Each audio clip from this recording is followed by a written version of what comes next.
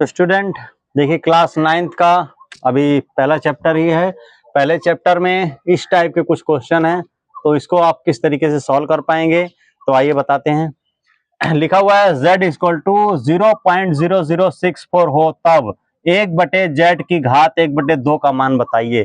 तो इसको किस प्रकार आप हल करेंगे, तो हम क्या करेंगे, z की वैल्यू यहाँ पर रख देंगे। हमारे पास दिया हुआ है z की पावर 1/2, तो z का मान हमारे पास जो दिया हुआ है 0.0064, उसको हम यहाँ पर रख देंगे। तो हो जाएगा z 1/z के स्थान पर रखेंगे 0 अब जीरो को मतलब जीरो नहीं भी लिख सकते, खाली आप 0.0064 ही लिख लीजिए।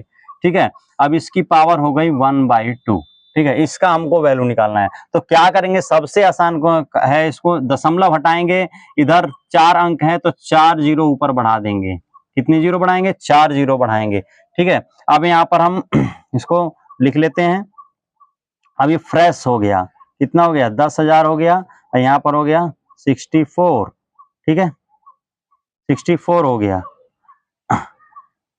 की पावर 1/2, और इसको 2 के पावर में कन्वर्ट करेंगे। ठीक है, 2 के पावर में कन्वर्ट करेंगे तो इसको हम लिख सकते हैं 100 की पावर 2, लिख सकते हैं कि नहीं, और इसको लिख सकते हैं 8 की पावर 2। ठीक, लिख सकते हैं कि नहीं लिख सकते हैं, की पावर 1/2, और इसको पूरा बाहर निकाल के लिख लेंगे, यानी हो जाएगा 100/8 की पावर 1/2 गुणे 2। ये वाली पावर आ गई बाहर, या ऐसे करके लिख लो, नहीं समझ में आ रहा है तो ये वाली पावर आएगी बाहर और गुणे में हो जाएगा 1/2, और 2 से 2 कट गया, आपका क्या आ गया, 100/8। ठीक है, इसको आप डिवाइड करके लिख सकते हो। ठीक है, डिवाइड करेंगे तो कितना हो जाएगा, 4 से करेंगे, 4 दूनी 8 हो गया। ठीक है, और 4 दूनी 8, 2 बचा, 4 पचे 20, यानी कितना आ गया, 25/2। ये आपका आंसर हो गया। चाहे तो आप इसको भाग करके भी लिख सकते हो। ठीक है, यही आंसर है। ठीक है, भाग करके भी अगर दिखाना चाहोगे तो हो जाएगा 12.5, यानी 12.5, ये आपका आंसर हो गया।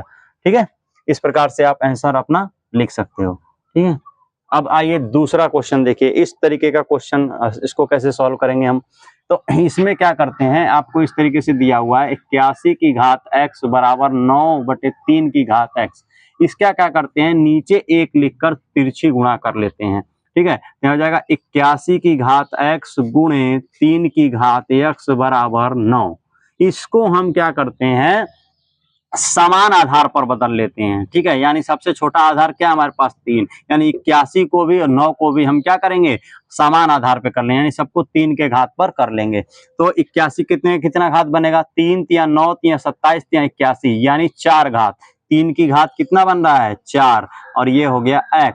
ठीक है, गुणे 3 की घात x, और ये 9 कितना होता है, 3 की घात 2। ठीक है, तो अब ये क्या हो जाएगा, यहाँ ऊपर पहुंच जाएगा, 4 का x से गुणा हो जाएगा, 4x गुणे 3 की घात x बराबर 3 की घात 2। अब गुणा में घातें जुड़ जाती हैं, ये तो हम जानते हैं अच्छी तरीके से। तो यहाँ क्या हो जाएगा, 3 की घात 4x प्लस x बराबर 3 की घात 2। ठीक है, अब ये हो जाएगा। अब यहाँ पर देखिए आधार समान हो गया, अब लिखेंगे घातों की तुलना करने पर, घातों की तुलना करने पर, तुलना करने पर, जब आधार समान होगा तब हम तुलना कर पाएंगे। घातों की तुलना करेंगे हो जाएगा 4 और x कितना हो जाएगा, 5x। ठीक है, हम तभी भी लिख सकते थे 5x इक्वल टू कितना हो जाएगा, 2, और x इक्वल टू कितना हो जाएगा, 2/5।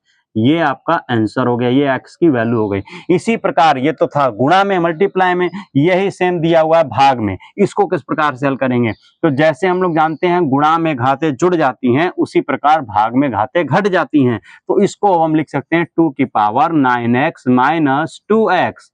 और हमने बताया था आपको पिछले वीडियो में कि 7th मतलब रूट है, तो इसकी वैल्यू कितनी हो जाएगी, 1/7, यानी 2 की पावर 14, और इस रूट की वैल्यू हो जाएगी 1/7। ठीक है, यानी अगर यहाँ पर 2 लिखा हुआ है या 3 लिखा हुआ है इस तरीके से, तो इसकी वैल्यू 1/2, 1/3 इस तरीके से होती है। 7 लिखा हुआ है तो इसकी वैल्यू कितनी जाएगी, 1/7। ठीक है, अब देखिए अब यहाँ पर क्या होगा, अब हमको क्या करना है, समान आधार बनाना है। तो 9 में से 2 जाएगा, कितना हो जाएगा, 7 हो जाएगा, 7x हो गया इधर, और यहाँ पर इसको हम लिख लेंगे मल्टीप्लाई में। ठीक है, 7 दूनी 14, यानी 2 की पावर 7 x इक्वल टू 2 की पावर 2। यहाँ पर सेम इसी प्रकार से लिखेंगे, घातों की तुलना करने पर, घातों की तुलना करने पर, तुलना करने पर, ठीक है। यहाँ हो जाएगा 7x बराबर कितना हो जाएगा 2, और x बराबर कितना हो जाएगा 7/2, सॉरी 2/7, ठीक है। ये आपका आंसर हो गया। इस प्रकार से आप आगे और क्वेश्चन सॉल्व करेंगे, नहीं आएगा तो कमेंट करेंगे।